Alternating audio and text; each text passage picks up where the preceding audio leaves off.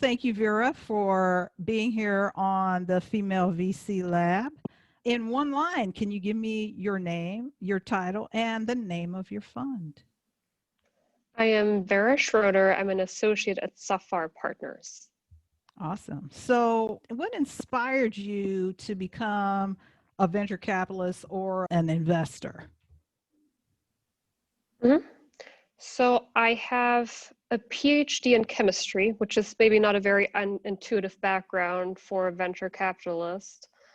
I spent 10 years in academia in chemistry, always working on the most applied research I could find. And in an academic setting, I always had a sense of frustration that every project was started with a justification of an application, and then that follow through work didn't really happen in that academic setting, and I didn't quite understand why. Mm-hmm. So I was all set to leave academia to pursue that type of work more when I learned about the professor who ended up being my PhD advisor. He at the time had already spun out 3 companies. I was like, wait, that's amazing. I've never heard of a chemist do this. I really want to work for that man. Mm-hmm. And I joined his laboratory with the idea of founding my own company, starting my own thing. So instead of doing it with my own company on one project, I thought, oh, well, through venture, I can bring 20 different projects into the real world as a Mm-hmm. scalable way to do that. And yeah, joined a different venture during my PhD, and then I joined Safar Partners right after with the motivation to bring really difficult technologies to market. That's a great story. So I too have an untraditional background. I am a computer science from Berkeley. So I have a very similar trajectory as you.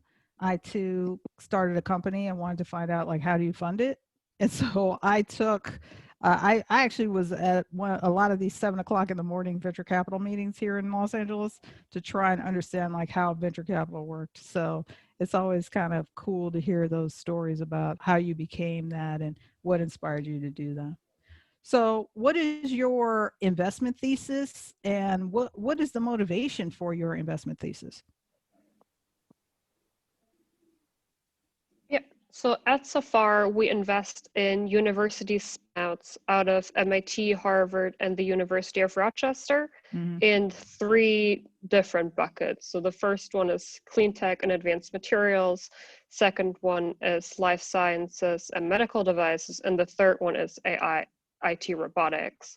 And our overall philosophy is to form long-term partnerships with our portfolio and accompany them from inception until they're ready to face the exit that they're going to face.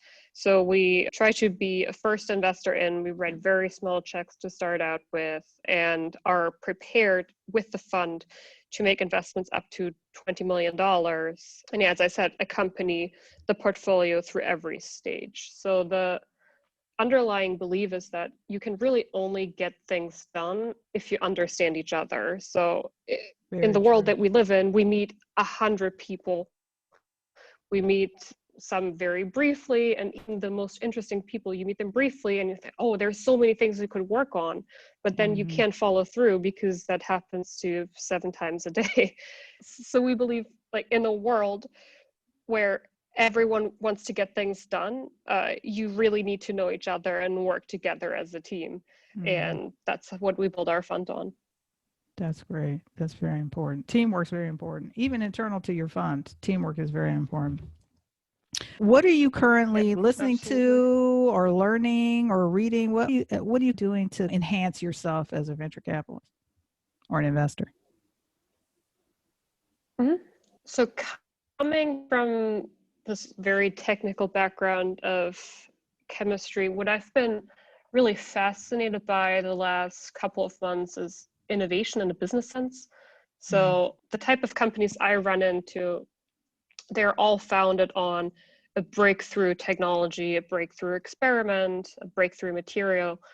But what I've been most fascinated by most recently is, well, now that you have your technology, what innovation do you bring into how you build your business? Right. So, right, you can innovate not just in the technology, you can innovate in how you reach out, how you distribute, how you make money.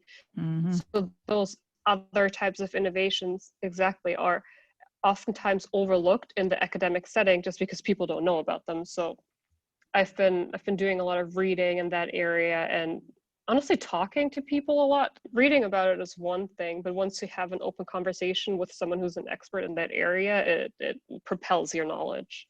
Really doesn't compare to anything else. So what kind of disruptions have you seen around business models or revenue models recently? So a recent example I've seen, and we recently made an investment. It's a material company on biodegradable plastics. So in that sense, it's a fairly traditional materials clean tech investment, right? By now, a lot of people have heard about biodegradable plastics. Yes. And what's special about that team, Kristen and Elena of Radical Plastics, is that they build their business leveraging their expertise they have over working in the industry of biodegradable plastics over 20 years.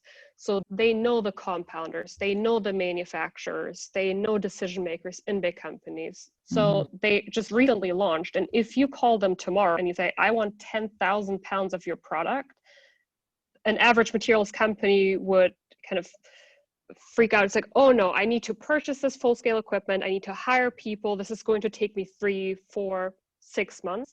And they are like, okay, well, we can service this tomorrow because we are sidestepping this issue of building up our own wet lab. And it's a great way to sell those materials. And really, from an investor standpoint, you don't want your equity dollars to go towards Yeah. purchasing Go of into that inventory.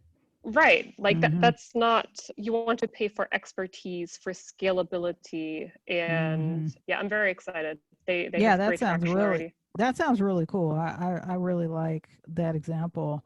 That is actually an innovation in that area. Because like you said, if Yeah. somebody came and said, hey, I need 10,000, 100,000, it could take other people a very long time, and they can help you scale because they have the expertise. So here is our bonus question. So my bonus question to you is, how do you see venture capital evolving in the next year or two? If it's, let's say, the end of 2022, and I talk to you again, Vera, at the end of 2022, how do you see venture capital? It's an interesting time for venture capital. I would think that raising money right now, especially for fund managers starting out, is difficult. People don't want to spend huge dollars from an LP standpoint. But overall, I would expect to see more small funds. VC funds are always going to exist and they can do follow-on fundings, right? But have your own small specialty expert nano VC raise $5-10 million. I think that's the model we're going to see more next year or two.